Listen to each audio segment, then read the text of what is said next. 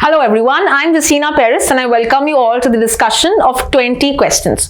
तो आज के करंट अफेयर्स से हम कुछ ऐसे क्वेश्चंस उठाएंगे and we will check your knowledge with regard to how much you remember from that particular topic. तो अगर आपने प्रीवियस वीडियो नहीं देखा पहले वो देख लीजिए बिकॉज उसमें हमने डिस्कस किए हैं आज के करंट अफेयर्स जो है 22 जनवरी के.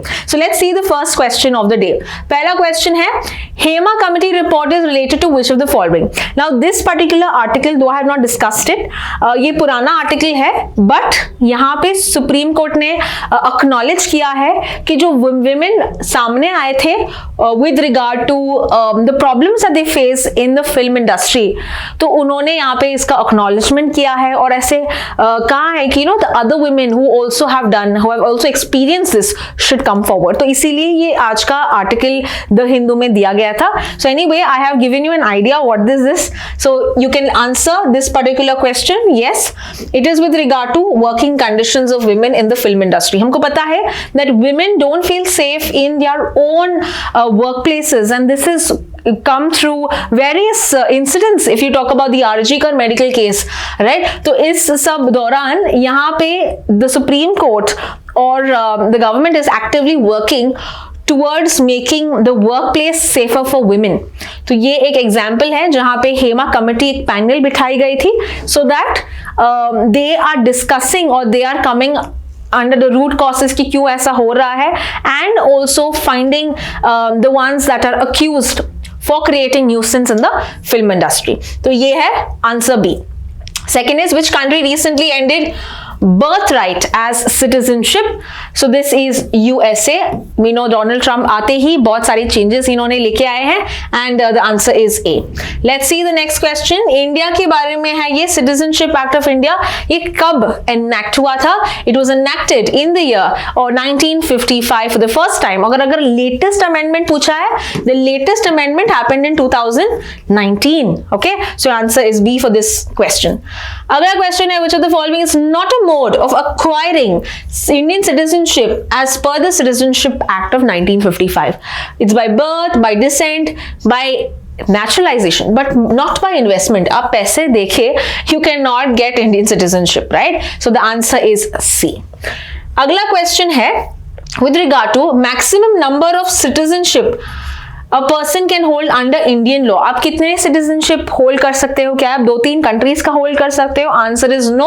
You can only have one single citizenship है इंडिया में and therefore answer is A.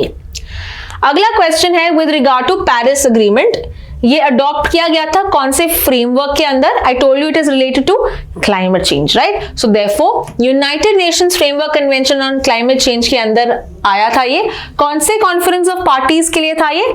It was the 21st meeting, remember? So it was COP21. Your answer to this is B. अगला question है which of the following country is a party to the US agreement. यानी कि यहाँ पे 3 countries party नहीं है, एक country party है. तो कौन सा वाला है? ईरान पार्टी नहीं है, लिबिया पार्टी नहीं है, येमेन पार्टी नहीं है, सीरिया पार्टी है. We've seen this in today's article. The exceptions to the Paris Agreement is Iran, Libya, Yemen and अभी यूएसए ने भी हटा दिया है. So therefore your answer to this is Syria. So this is how you have to remember these questions.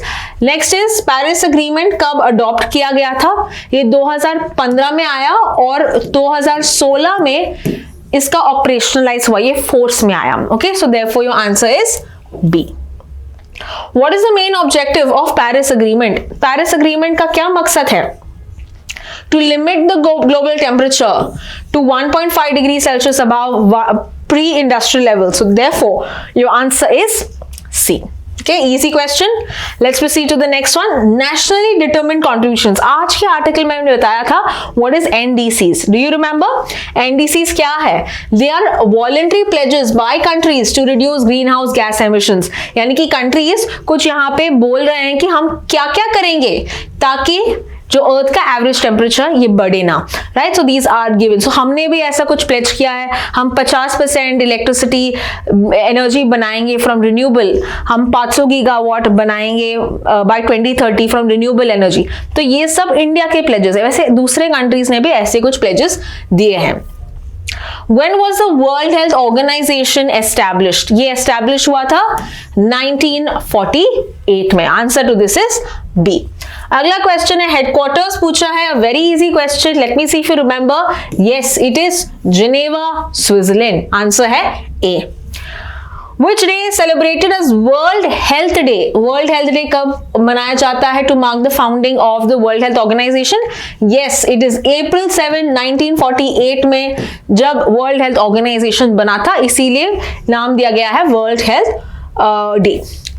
We also have another question with regard to Director General कौन है World Health Organization का, and that is Tedros Adhanom Ghebreyesus. So the present Director General of WHO is Tedros Adhanom Ghebreyesus. Answer is B.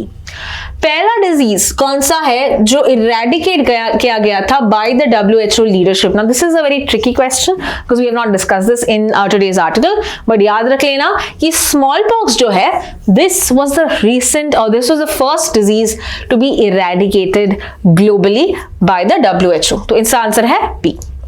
Smart city mission कब launch हुआ? तो हमने article में आज के देखा है 10 साल पूरे हुए हैं. So yes, 2015 is what when was launch. 2019 तक था उसका वर्किंग, बट उसको एक्सटेंड किया गया था 2024. अभी 2025 31 मार्च तक इसका डेडलाइन है. So answer to this is A. Primary objective क्या है स्मार्ट सिटीज मिशन का? इसका ये एम है to ensure sustainable citizen friendly urban spaces. The answer is B. हमने स्मार्ट सिटी का ऑब्जेक्टिव देखा है यूज ऑफ टेक्नोलॉजी ताकि आप क्लीन सिटीज बनाओ, सस्टेनेबल सिटीज बनाओ, राइट, इनोवेटिव इंफ्रास्ट्रक्चर लेके आओ to ensure decent standard of living, right, better life for the citizens of the city. So this is B. Ministry कौन सी है जो इंप्लीमेंट करती है smart cities mission? What is the answer? Housing and urban affairs. Answer is C.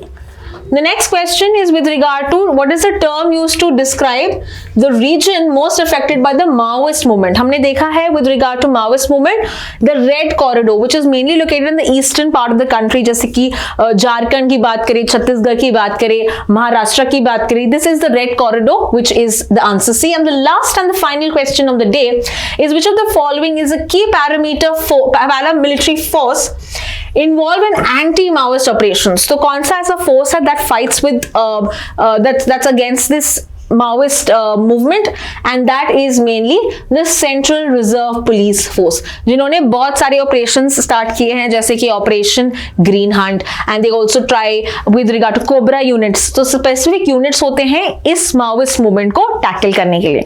So that is all with regard to 20 questions. I hope you have got maximum of them right. I will see you in the next video. Thank you so much for watching.